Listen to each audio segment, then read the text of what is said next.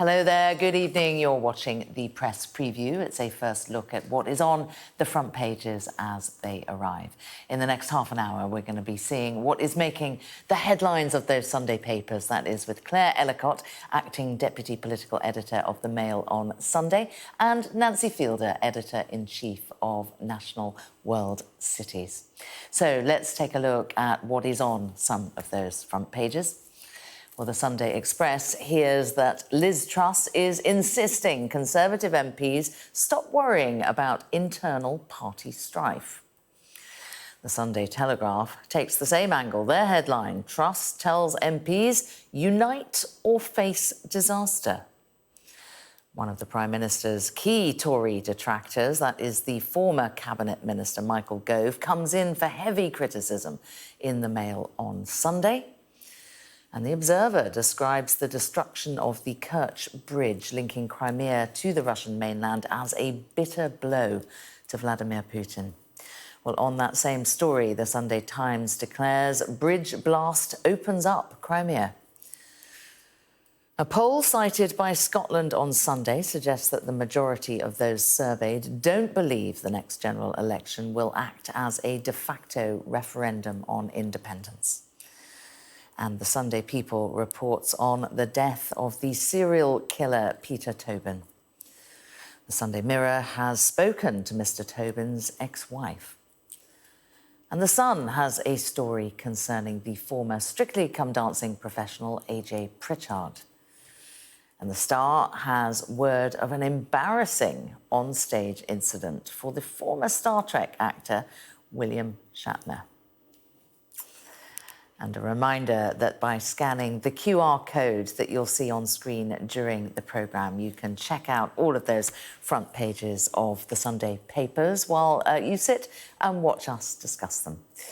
Well, we're joined tonight by Claire Ellicott and Nancy Fielder. Really good to see you both. Thank you for giving up your Saturday night to join us here on Sky News. No surprises, is it, ahead of MPs going back to Parliament, that we've got politics stories and a lot of disunity on the front of the papers. Let's start with you, Claire, with the Sunday Telegraph. Truss tells MPs, unite or face disaster. She's had a pretty bumpy start, hasn't she, to her premiership, and now she needs to get some order. Well, certainly. So we've just come back from the Tory conference, and bit of a difficult ride for her.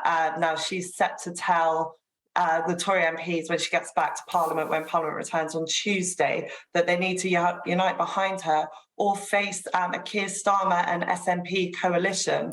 Now, she's already had real problems with having to U-turn over the top rate of tax.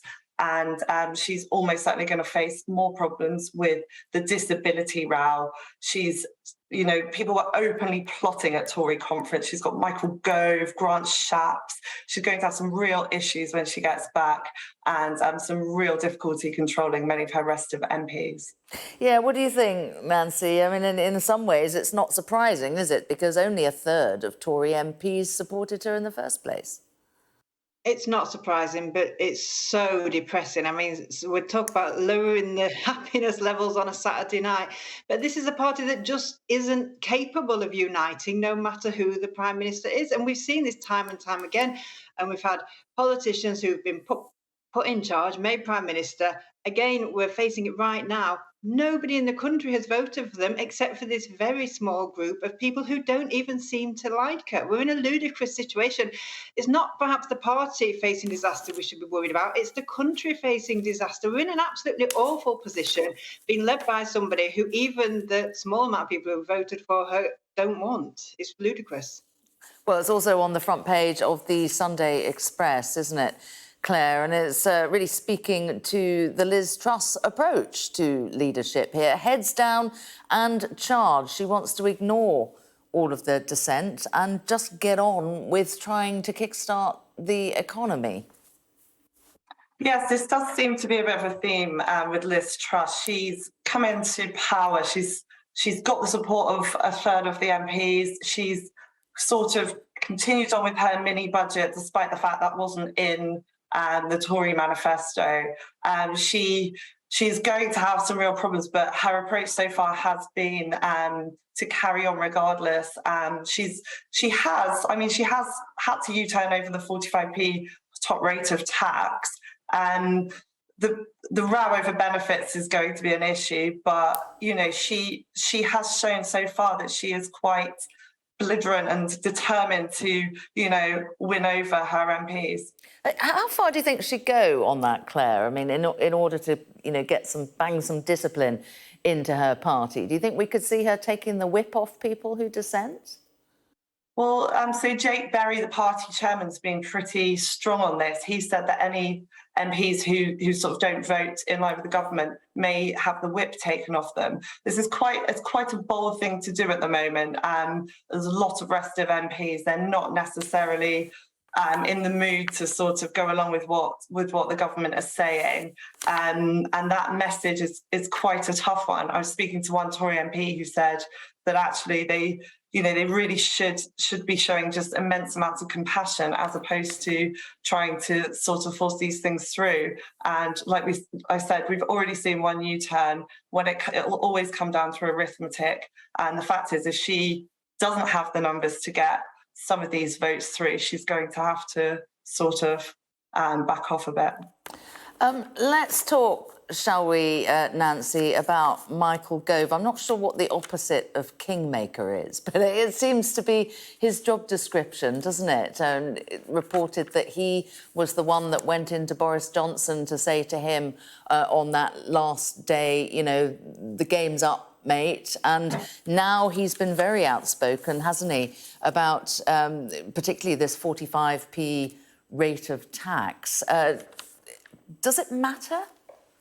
Can he do the same damage to her? Well, I think he probably can, and she clearly believes that he can because, according to the Mail article, she invited him in, spent 45 minutes while the country is on its knees and falling further down, 45 minutes having a cup of tea with Michael Gove, trying to persuade him that he should be on her side and that the party should unite and all the things we've just been talking about. And then clearly he just went and stabbed her in the back. So it was a complete waste of 45 minutes of the Prime Minister's time. But I mean, he does seem to be incredibly powerful, even when not really in great positions of power within the government. It is extraordinary, the power that he wields. And you would think perhaps it would be the Prime Minister who would have that power, yet it doesn't seem to be. But it is all down to the numbers. That we know what she wants to do is keep her job. It's not really about making things equal in the country, making sure that people can pay their bills, keep their mortgages, not end up homeless.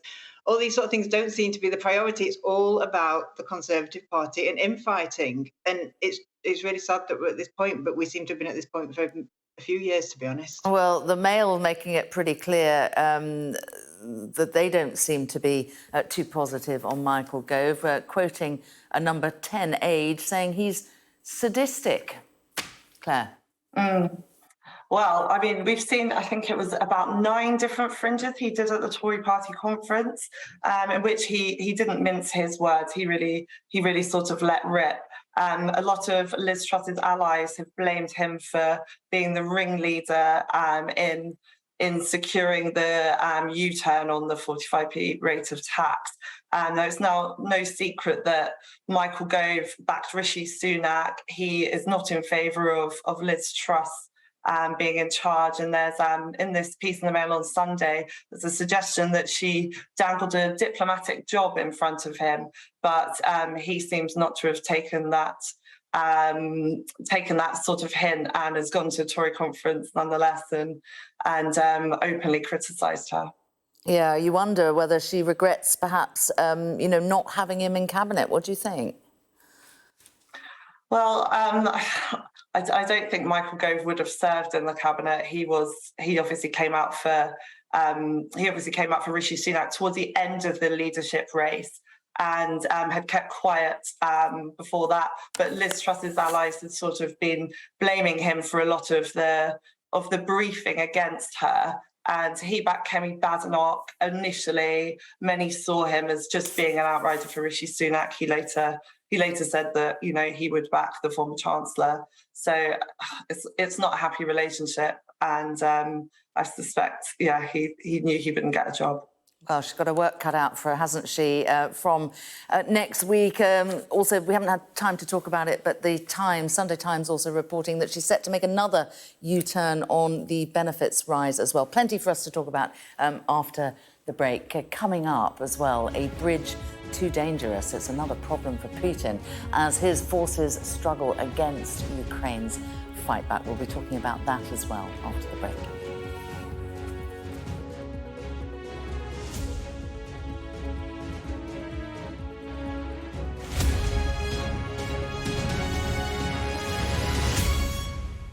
Welcome back. You're watching the press preview with me. Again, are Claire Ellicott and Nancy Fielder. Hello again, both of you. Let's talk about these incredible images on the front of many of the papers. Of course, this bridge which annexed Crimea became effectively a hated symbol of Russian occupation, didn't it, for the Ukrainians? And I wonder, Nancy, whether these images are going to really be the image that speaks to the real turning point in this war. What do you think? I think we all hope it is a turning point in the war. The experts seem to think it's a massive, massive step forward, but perhaps not a turning point. But as striking images go, you're going to struggle to beat it, aren't you? And they're used to sort of really high impact and good effect on a couple of the front pages for tomorrow. They haven't destroyed the bridge hasn't completely crumbled, but it is a massive, massive blow. And we all saw the footage of Putin sort of driving himself along, being the first car to cross it when it was built, and how much it meant to him and his ego and his whole drive to invade and take over other countries at any cost. So this is a massive celebration for Ukraine, and we all want it to be a step closer to the end, don't we? Yeah, and Claire, the question is, I suppose, given his personal attachment to this bridge, it coming under attack almost as a birthday memento for him. What happens next, do you think? How is he going to respond? Well, this is a great worry, isn't it? We do keep hearing President Biden in the US talking about nuclear Armageddon. There are great fears about what Putin will do, because the Ukrainians have made incredible incursions into the territory that Russia invaded. And I think we're all, desperately hoping that continues. But Russia is a huge threat to the West, to Ukraine. And I think there is a huge concern about what President Putin may be capable of.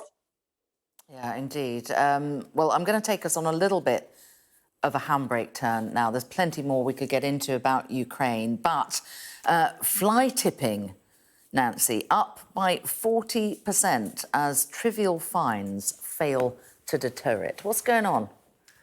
That's right. So in the last 10 years, the incidents of fly tipping have absolutely soared, and they're well over 1 million now. And I think it is something that bothers a lot of us, because you don't have to go very far to see sort of sacks of rubbish dumped, fridges, wardrobes, anything really. And now the government is saying it's going to do a big crackdown on it, that the councils haven't done well enough in tackling it. But let's not forget that actually the councils have all had their own funding massively, massively slashed. And that has led to tips that have less hours, to charging more, to get your fridge picked up. We had an incident just a couple of roads away from where I live where 3 fridges were dumped. Somebody had clearly paid somebody else to pick them up, cheaper than it cost for the council to pick them up and get rid of them. So this isn't an easy one for the government to say, oh, this is terrible, councils need to do more. More needs to be done, but it costs money, doesn't it? And at the end of the day, we don't seem to have a lot of money, but it's really, really important. At the end of the day, it's people's disgusting behaviour, isn't it? It's not acceptable. There are places to take it, and everybody needs to take more responsibility for the places where they live and keeping them looking nice. Yeah, and £2.50 isn't going to be enough of a deterrent, is it, Claire, to stop the disgusting behaviour, as Nancy calls it? No, certainly not. There is sort of a real row brewing on the environment at the moment, and we've got the cost of living crisis and, worries about energy. And I think Liz Truss, some of the policies she's sort of championing are of concern to a lot of environmental groups. We've had the RSPB and I think National Trust are sort of agitating against it. I think it's going to be a real flashpoint in coming weeks Okay. as to what to that.